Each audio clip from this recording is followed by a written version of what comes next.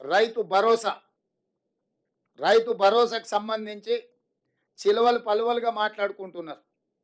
రకరకాల చర్చలు జరుగుతున్నాయి.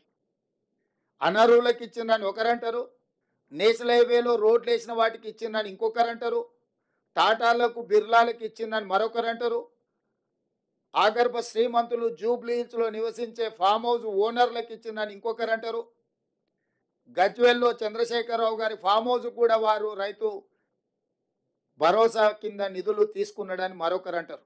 ఇట్లా రకరకాల చర్చలు జరుగుతున్నాయి. కాబట్టి మేము నాలుగు గోడల మధ్యలో మా మంత్రివర్గమే కూర్చొని మేమే మాట్లాడుకొని మేమే విధి విధానాలు ఖరారు చేసి ఏదో నిర్ణయాలు తీసుకోవాలన్న ఆలోచన మాకు లేదు. పారదర్శకంగా భాగస్వాములు అందరితో చర్చించి అందరి సూచనల మేరకు సలహాల మేరకు రైతు భరోసా పథకాన్ని పారదర్శకంగా నిస్సహాయులకు సహాయం అందించాలని, ప్రభుత్వం యొక్క సంక్షేమము సామాన్యులకు చేరవేయాలని, ఏ ఒక్కరికి కూడా అన్యాయం జరగకుండా ప్రతి వాడికి ప్రభుత్వం యొక్క సంక్షేమ పథకం చేరాలి అని, రైతు భరోసా నిధులు ఖాతాలో పడాలన్న ఆలోచనతోని మా మంత్రివర్గము స్టేక్ హోల్డర్స్ అందరితో చర్చించడానికి ఒక నివేదికను తయారు చేయడానికి మంత్రివర్గ ఉపసంఘాన్ని నియమించినము. దానికి ఆర్థిక మంత్రిగా ఉప ముఖ్యమంత్రిగా ఉన్న బట్టి విక్రమార్క గారు నాయకత్వం వహిస్తారు.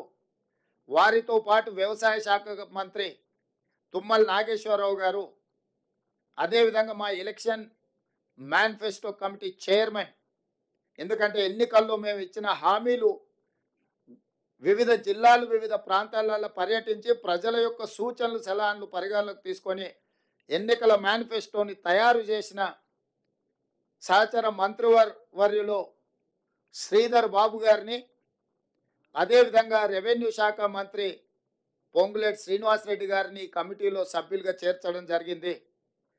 ఈరోజు రైతు భరోసా విధి విధానాలను ఖరారు చేయడానికి రైతు సంఘాలను, రైతు కూలీ సంఘాలను, రాజకీయ పార్టీలను, వివిధ వర్గాల నుంచి సలహాలు సూచనలు తీసుకొని విధి విధానాలు ఖరారు చేసి పారదర్శకంగా ప్రజలకు వివరించే విధానపరమైన నిర్ణయం తీసుకోవడానికి రైతు భరోసా కోసము మంత్రివర్గ ఉపసంఘాన్ని నియమించినము.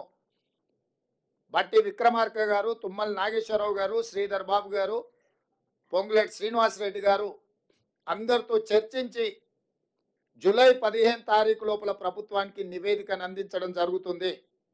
ఆ నివేదికను రాబోయే బడ్జెట్ సమావేశాలలో శాసనసభలో ప్రవేశపెట్టి అందరి శాసనసభ్యుల యొక్క అభిప్రాయం తీసుకొని భవిష్యత్ కార్యాచరణను, రైతు భరోసా విధి విధానాలను నిర్ధారించి ఆ నియమ నిబంధనల మేరకు అర్హులైన ప్రతి ఒక్కరికి రైతు భరోసా పథకాన్ని అమలు చేయాలని మా మంత్రివర్గం నిర్ణయం తీసుకున్నది.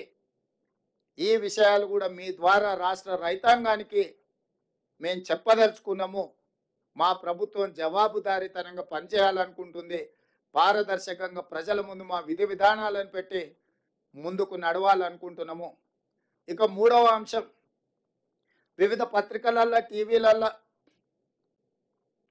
కొన్ని పొలిటికల్ పార్టీ ఓన్డ్ మీడియా కూడా రకరకాల రాద్ధాంతాలు, విషయాలను చిల్వలు పలువలు చేసి లేదా ప్రభుత్వం మీద అపోహలు కలిగించడానికి, లేదా ఎక్కడనో సమావేశాలలో ఉన్న మంత్రులను, ఎమ్మెల్యేలను లేని వార్తల్ని ప్రశ్నల రూపంలో వాళ్ళని అడిగి వాళ్ళతో ఏదో ఒకటి మాట్లాడించి దానికి ప్రచారం కల్పించి ప్రభుత్వం యొక్క ప్రతిష్ట దెబ్బతీయాలని ప్రయత్నం చేస్తున్నారు. అందుకు గాను మంత్రివర్గ నిర్ణయాలు కానీ ప్రభుత్వ పరిపాలనకు సంబంధించిన అంశాలను మీడియా మిత్రులకు బ్రీఫింగ్ చేయడానికి మంత్రివర్గం నుంచి 2 అధికార ప్రతినిధులుగా 2 మంత్రులను నియమిస్తున్నాము. దానికి శ్రీధర్ బాబు గారు మిత్రుడు, పొంగులేటి శ్రీనివాసరెడ్డి గారు బాధ్యత తీసుకుంటారు. మీడియా మిత్రులకు నా సూచన, మీకు ఎలాంటి ప్రభుత్వానికి సంబంధించిన అంశాలు కావచ్చు, వివరాలు కావచ్చు, అపోహలు కావచ్చు, మీకు సమాచారం కావాలంటే దానికి సంబంధించి శ్రీధర్ బాబు గారు, పొంగులేటి శ్రీనివాసరెడ్డి గారు ఎప్పుడు మీడియా మిత్రులకు అందుబాటులో ఉంటారు.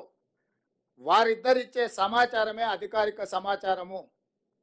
మీరు ఏది పడితే అది ఎట్లా పడితే అట్లా ఊహించుకోవడానికి కానీ, ఖాయించుకోవడానికి కానీ, రాయించుకోవడానికి కానీ, చూయించుకోవడానికి కానీ అవకాశం లేకుండా పకడ్బందీగా ప్రభుత్వం ఈ నిర్ణయం తీసుకున్నది. కాబట్టి మీడియా మిత్రులకు ప్రభుత్వానికి సంబంధించిన ఏ సమాచారం కానీ, లేకపోతే ఏ అపోహలను తొలగించుకోవడానికి వారిద్దరు అందుబాటులో ఉంటారు. మా ప్రభుత్వం పక్షాన పరిపాలనకు సంబంధించి మీకు ఏ వివరణ కావాలన్నా ఇద్దరు మంత్రులు అందుబాటులో ఉంటారు. కాబట్టి ఇక నుంచి మీకు ఏదైనా సమాచారం అవసరమైతే ఆ ఇద్దరు మంత్రులను సంప్రదించాల్సిందిగా మీడియా మిత్రులకు నేను తెలియజేస్తున్నా. ఇక రాజకీయాలు అంటారా, రాజకీయాలకు సంబంధించి ఏ నాయకుడైనా మాట్లాడతాడు, ఏ మంత్రి అయినా మాట్లాడతారు. దానికి దీనికి సంబంధం లేదు. ప్రభుత్వం పరిపాలనకు సంబంధించి నిర్దిష్టంగా శ్రీధర్ బాబు గారు, పొంగులేటి శ్రీనివాసరెడ్డి గారు స్పందిస్తారు. మిగతా విషయాలు ఏదంటే సంబంధిత శాఖ